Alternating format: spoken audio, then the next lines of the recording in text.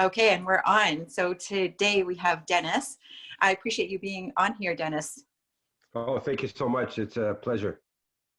So you are in the, you're mostly based in the Toronto area now, right? I know Yeah, you said Ottawa. yeah, I'm originally from Ottawa, but I've been in the Toronto area 5 years now. Okay, so you've had quite the path, and I've heard a bit of your story. I'm sure there's a lot more that I haven't heard, but I heard a little bit of your story before, which I want you to get into today. And I know from the past, what you have shared is you have gone through so much in your life and so much that you've overcome. And so if you can first start with, where you grew up, your environment growing up, like what was that like for you? Okay, well, like I said, I'm from Ottawa, and I grew up in a dysfunctional family. My grandfather fought in the Second World War at Dieppe, and he met my grandmother, and they married, and he was an alcoholic. So, like, big time alcoholic. And so, yeah, there's a lot of dysfunctionality there. And then my grandfather, because he wanted to keep drinking, he got into some criminal activity. And then on my grandmother's side as well, some of her brothers were involved in the underworld. And, my uncle, like it just became like a family thing, right? Yeah. Crime. So it was like I was in a different world. So I grew up in that, and I grew up in Lower Town, Ottawa, which is near Parliament Hill.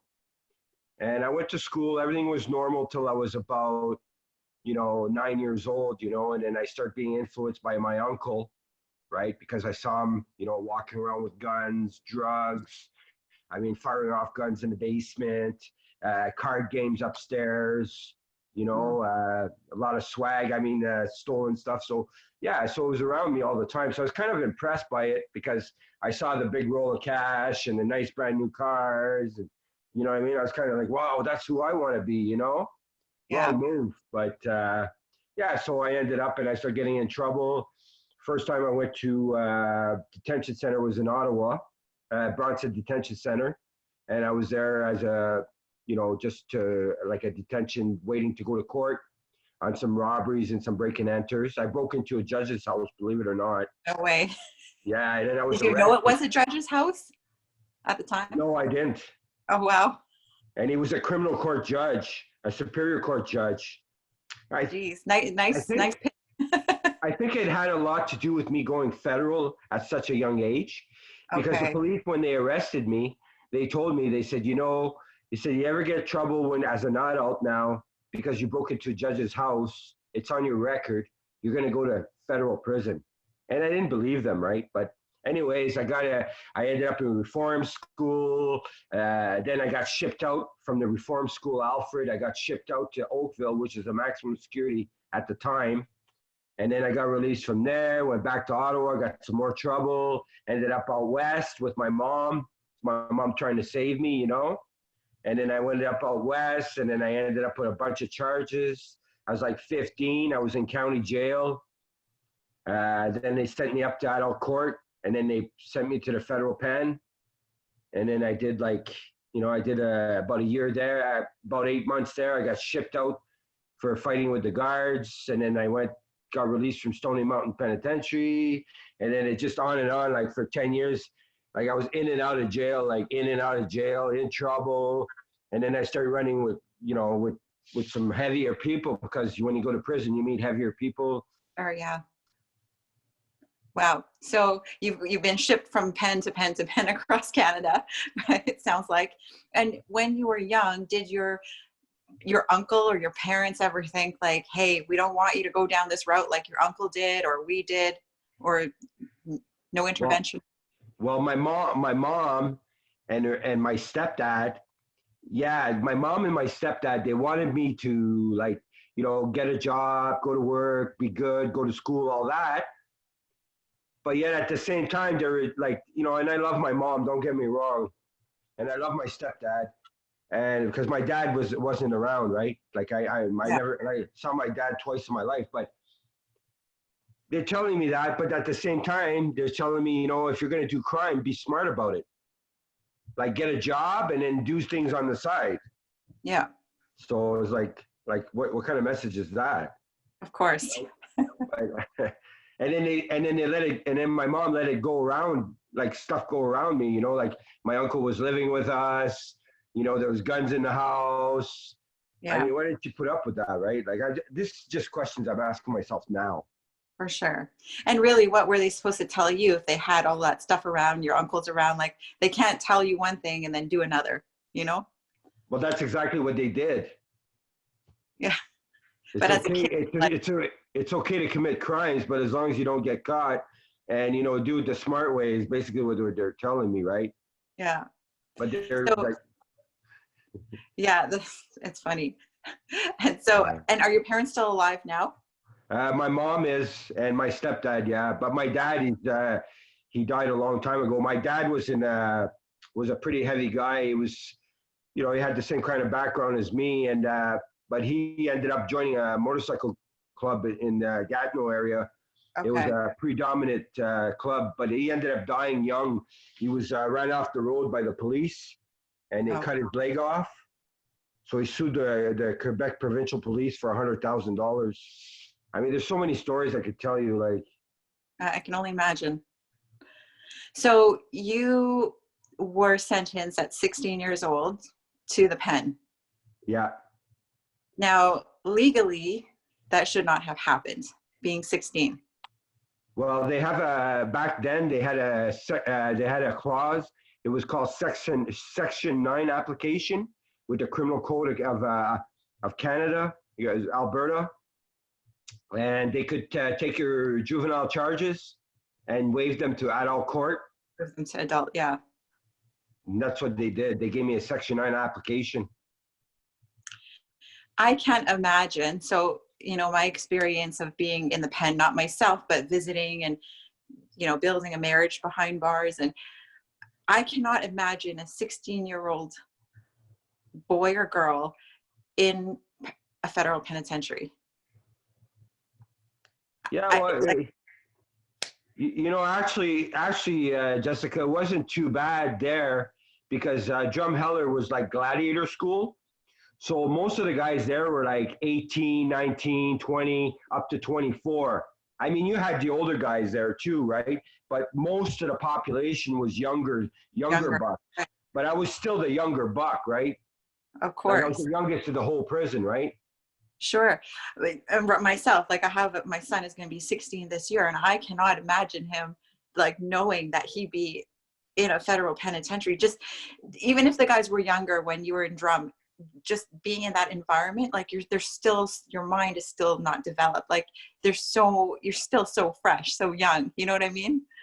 Yeah, and you know, and the ideas you're getting in there is not good. You know, I was hanging around with Dino, and he was a bank robber from Calgary. You know, he's an Italian guy, and I loved him, and he loved me. But you know, he showed me what he knew. Like that's all he knew. You Sure. know, he's And then like, hey, this is how you rob banks. You know, and then the other guy was showing me, hey, this is how you run girls. And the other guy showing me, hey, this is how you run dope. And then the other guy's like, come with us. You know, everybody wanted me to be with them because I was so young and I had potential, right? I was yeah, like up and coming, as they say, right? So you see a young guy, you want to recruit him right away, right? yeah, of course. And then so when at 16, and then you stayed there for how long? I was there about 8 months, 9 months, Okay. and then And I then got you into then I got into an altercation with a living unit officer, okay. and I assaulted him, and then he assaulted me, and then they beat me up, and then they sent me to the hole, and I went to the hole, and then they put me in front of a board, and then they asked me, well, where do you want to go? And they gave me two choices, Stony Mountain Penitentiary or Edmonton Max. Okay. And I told them I wanted to go to Edmonton Max. Okay. So So you weren't let go. So you went to the hole for how long? I was in the hole for about 3 months. And then you got shipped to Edmonton Max. No, they put me in front of the board and they asked me which one I wanted, Stony Mountain, which was a high medium, or Edmonton Max. And I chose Edmonton Max, but they refused. They sent me, I was too young to go to a Max, so they sent me to a high Max, Stony Mountain in Manitoba. I went to Stony Mountain, and then you stayed there for how long? About a year. A year. And then did you get out, or there was another charge? No, I got out. Okay. I got out and I was sent to a halfway house in Alberta. and then that didn't work out, and then I got shipped back to. Anyways, I just ended up going through the system like everywhere. I was in Alberta, Manitoba, then back in Ontario, then back independent Ontario, and just So in and back and out, like all so over. so during this whole time going, tossed back and forth and basically across country, what was going on through your mind? Like, was there ever a point where you're like, shit, I got to stop doing this? Like, was it just exhausting, or were you just, you didn't care? You wanted to keep doing what you were doing? What was your mindset like? Well, at that point, I thought I was smarter than everybody. I thought I knew it all, right? And I was going to do it my way. And I was building a jacket, is what I was doing, right? Building a reputation for myself, making a name for myself in the underworld, so I can thrive from it, right? And and hopefully join a crew, right? That's what I wanted to do. That was my ambition. Like, wow, what a waste. But yeah, that's the way I was thinking. Like, I wish I knew the stuff that I know today back then. But I mean, it made me the man that I am today. But yeah, I was going through, like, I was just building a jacket. It was part of the underworld, right? I was like, I had to do what I had to do, right, to get to where I wanted to be. Yeah. So if And anybody so, got in my way, yeah, you did what you had to do. So when you were building your reputation, doing what you had to do, did you ever feel like I guess the word is remorse, or did you ever feel like, I really shouldn't be doing this, but now I've just come too far, I can't stop? uh, if I Or come were too you just far, or were you just ruthless and you didn't care at the time because you were young and invincible and didn't know any better? that's the one right there. Yeah. I was young and invincible, and you know what I mean. Like, it was like, it was. I had that mentality, right? Like, it was induced in me. Like, if you mess with me, I'm gonna mess with you. Don't mess with me. And Yeah. after a while, people didn't mess with me. I had to fight a lot, but after a while, people just didn't want to mess with me. They said, "Well, don't pick on him, right?" But trouble came to me, and Yeah. then I became part of a crew, and then that was even worse because whatever their enemies were, those were my enemies. So now I really had a reason to fight, right? Yeah. Yeah.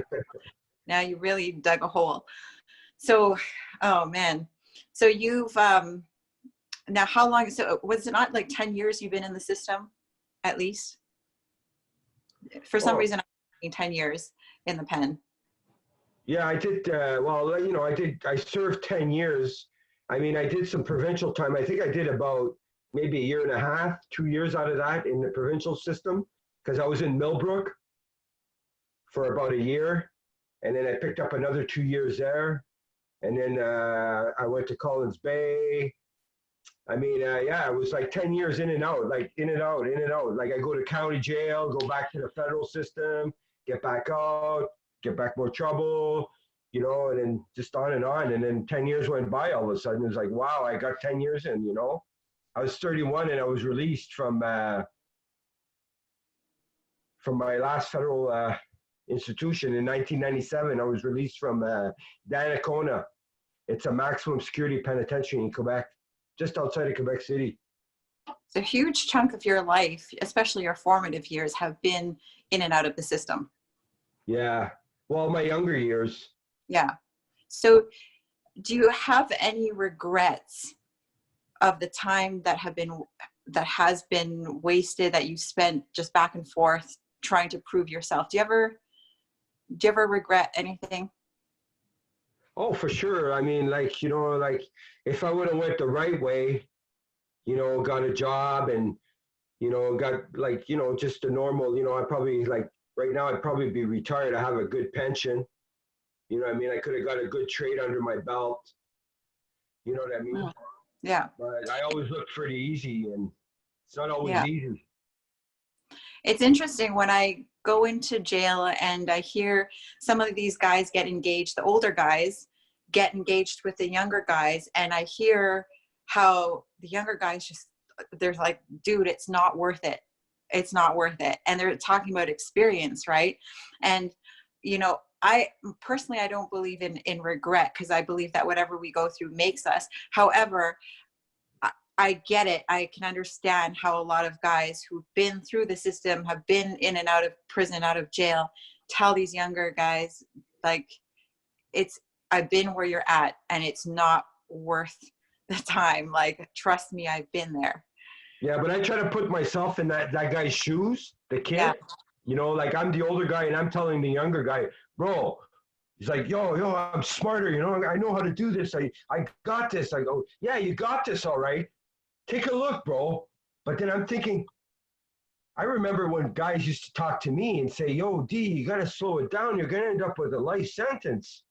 Yeah. It's like, I don't care. I'll do life, right? So I was like, that's how I was thinking. So if that guy is thinking like that, right? So I still got to try, right? But you know what? Sometimes something will happen. But you know what? The only way you'll get out of that, if you're that deep in, is if you hit rock bottom. There's something bad's going to happen. I'm sorry to say, but that's what happened to me. And that's how I got out. Because something bad happened to me. What was your rock bottom? Well, when I got arrested and they found drugs in my home and my son was there. Okay. And they took my son. He was 12. So that was a wake-up call for you.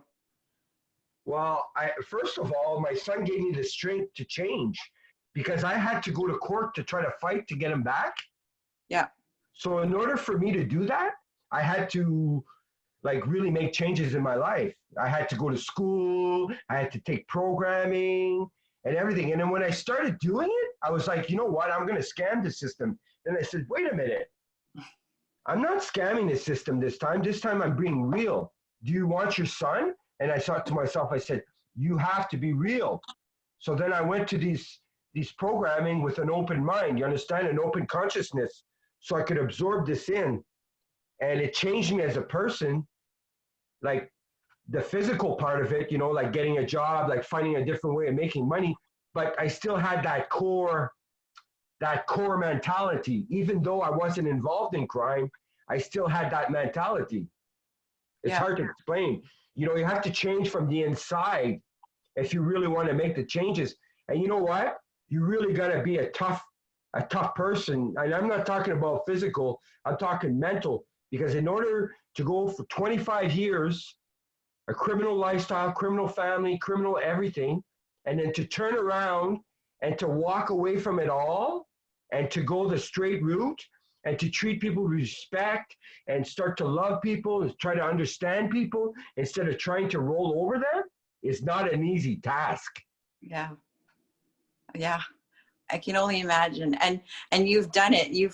So your son was your primary reason. Like, do you want to see your son? You didn't want to lose him. You wanted to be part of his life. So that was a huge thing for you. You're in the spiritual path right now. What was your son being part of it? What was your turning point where you started to reconnect to a higher purpose, reconnect to the divine, reconnect to God? How did that happen? Well, when it happened is when I first saw Kabbalah online, and I started talking to a girl. I met a girl that I was with for 4 years, and she told me that I needed help. And I told her, what are you, crazy? I don't need help. I'm okay. Like, I was okay because I was working. You know, I was doing all the normal physical things. She goes, Denis, just because you have a job and you're doing good and all that doesn't mean you're okay. She goes, you need to see a therapist. So when I started doing therapy, I started seeing, like, you know, I started understanding. When I got to Toronto is when I really started to connect to the spiritual. But I mean, it was rough. Like, I almost died. I passed out on a bench and everything. I guess I was going to die. Wow. Yeah, it was very powerful. So you got into Kabbalah, and that's been a primary instrument for you, I know, till this day. What has it done for you? Because I know, you know, everyone has their own different things. What has Kabbalah done for you? Kabbalah has really changed my conscious mind. Like, open my conscious mind.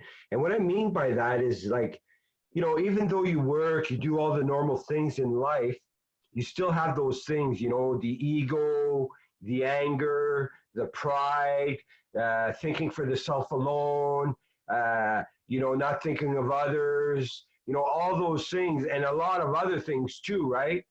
And what it does is the Kabbalah, what it does is it changes your conscious thinking. So when you deal with a situation and how you struggle, like, I deal with a situation, somebody would make me angry, and I'd say, I'd be talking to myself, Dennis, you got to calm yourself down. You got to stop. You got to not be angry, this, that, the other, right? But with the Kabbalah, it's almost like they plant a seed in you. So when you go to have that person get you mad, which is your trigger, yeah, it just kicks in automatically. Your mind, your whole conscious mind kicks in automatically before you even start getting mad. You're like, you know what? This guy's going to get you mad. Why don't you try to understand him instead of like trying to show you're right and to show who you are? Maybe you need to take a step back. And that's what the Kabbalah has done for me. It's really got to my conscious mind, my thought. And you know what? You have to keep working at it. Like the Kabbalah, you can't just go in there and, take the courses and all that and then come out and not practice it. You have to practice it. And that's the tough part, practicing it, like believing and having certainty. yeah, yeah. And if it wasn't worth it compared to like, look at how much of your life was in the criminal world, and compared to that life, and now with Kabbalah is just a fraction so far, but yet you've made Kabbalah a part of your life. So it shows how powerful it is, and that you're committed to it says something, Oh, yeah. And like those guys inside, like if they would only know what I know, like those guys that are in the federal system right now that are doing life or whatever they're doing, right? Like whatever time or the prison, like that's the time to get them inside the walls. Because if they start studying Kabbalah, I mean, it's like they would be in a prison, but in their minds, they would be free. Like it's hard to explain. Yeah. Yeah. It's interesting you say that, because I talk about self-incarceration or mental incarceration, and you could be physically, like there's just millions of people that are physically free, but they're confined in their own minds. Exactly. And that's what we just went through with the Passover. That's what we're talking about, being free from slavery. So what we're doing is we're freeing ourselves from that conscious thought, the belief system that's been implanted to us. So we're releasing that. Like you said, the prison mind, the way we think, the way the way things are set, it's not there anymore. Those barriers aren't there. We're like, they called me an Israelite, and I'm like, I'm not an Israelite. But the Rav said, you're an Israelite because you have that conscious thinking. So you left the Pharaoh and you broke away from those chains. So your conscious mind is free. So it doesn't matter what happens because you're free inside. Like it's powerful. Exactly. It's like you could be back in the hole or back in SEG if you had these tools back then, and it wouldn't matter what they did to you. It wouldn't matter if they sent you the hole for 2 years. You could be free in your mind and be okay.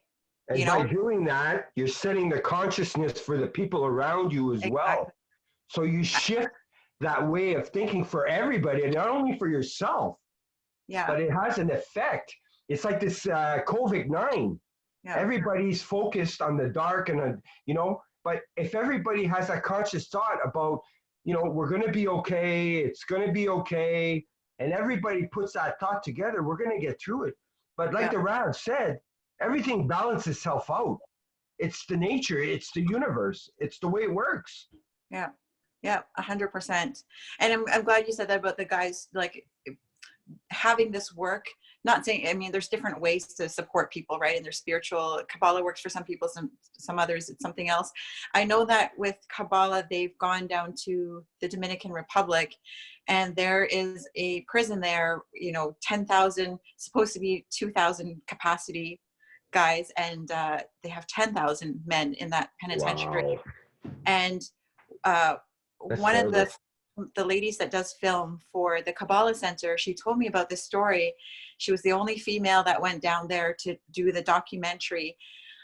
And she was sharing how when the guys got the Zohars, how powerful it was for them to get the Kabbalah tools. And also not only them, but they offered it to the children and the wives, because if they don't have the tools, you know what I mean? So I thought that was just beautiful. Oh, that's amazing. And, you know, by doing that, they probably changed the whole consciousness of the place, you know. And some people want to remain dark, but that's fine. But as long as we understand that, and we, you know, and wherever there's dark, there's light. So the baddest person in the world, they still have some good in them. I don't care what anybody says. Yeah, 100%. You just got to look for it sometimes. Yeah, within the dark is the light. It's the same thing. Yeah. Amazing. And so time just goes so fast. I want to wrap this up with, so two questions for you. Number one, if you were to pick one gift in the pain that you've experienced in your life, what would it be? One gift in the pain? Yes. I don't understand the question. Like so you've had a lot of painful experiences in your life, right? What is the gift that's come out of it? My son. Okay. And your son how old now? 21. Wow. And he's never been in trouble with the law. Amazing. And does he know your history? Like you're open with him? Oh yeah, I had to. When I took the fathering program, he was 13, and they told me that I had to be honest with my son. It was hard. And how did he take it? Well, there's a lot of mixed emotions, some resentment there, but I mean, I'm working through it, you know. It's not just me, it's him too. But I mean, I come to a point where I realized I needed help, but I mean, he's got to come to that point too, but he's not there yet. Yeah. Well, I acknowledge you for sharing with him, because it's tough in the moment, but I think it's so important as parents that we be the ones that tell our children rather than them find out later. I think there's more resentment if they find out on their own than us being fully transparent and be like, look, this is what I went through. This is what I did. Well, you have to, you have to be honest. Like, it's not just my son. Like, that's one of my values is honesty, right? Yeah. And, you know, I've always been a straight up guy, even when I was on the other side. And that's why I had a rougher time, because I was straight up. Yeah. Right. And that's a quality. Honesty is key. You have to be straight with people, because you know what? Everything shows up in the wash, be it today, tomorrow, a year from now. And when it does, you're going to have to deal with it anyway. So you might as well deal with it now. Yeah, exactly. Yeah. There's laws of the universe that none of us escapes. That's it. That's one of them. Yeah. And so the last question I have for you is, when it comes to forgiveness, is there anything or anyone, I should say, that you have not forgiven that you would still like to forgive? Forgiveness that's a big one, Jessica, because, you know, the biggest part of me, the biggest thing about forgiveness for me was forgiving myself. Yes. Forgiving myself for what I did to people, right? And what the people did to me, I forgave them. It was easier to forgive them than forgive myself, because the stuff that was done to me from these people was like sort of my fault, because I planted that seed, right? Like sort of like if you start a fire, you're going to get a fire, right? So I kind of like instigated it, so it came back at me. So, you know, you reap what you sow. So I didn't have much of a problem forgiving them, but it was really harder forgiving me to say, listen, Dennis, why, like, what were you thinking? Like, how could you do that to people? Like, how, like, wow. You know, that was hard for me. Yeah, I find that forgiving ourselves is definitely more challenging than other people. It's ourselves, right? And then if something happens to us, a lot of times we carry the shame, the guilt, you know, all of that That's stuff. Good.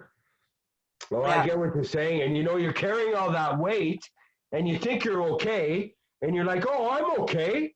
But meanwhile, you haven't dealt with yourself. Exactly. So it shows up. And people don't get that. Yeah. And that's such a heavy, heavy, heavy weight to carry in life, you know? And like we said, so many people carry it. They don't know they're carrying it, or they do know they carry it, and they put this bandage on top, you know, whether that's called positive thinking or positive affirmations, or they just keep building on top of it and never actually deal with the dark, the shadows, which is really important. Until they show up at your door and you have no choice. And they will. So it's your choice. You can go this way or you can go that way. But you know what? You got to go one of the ways, because you know what? It's going to show up. Yeah. Last thing, I know I said 2 questions. The last one, though, not a question for me, but this is for people who are watching. If there's somebody who is in that lifestyle still, and they just can't seem to get out, like they want to, but they just don't know how, what would you say to them?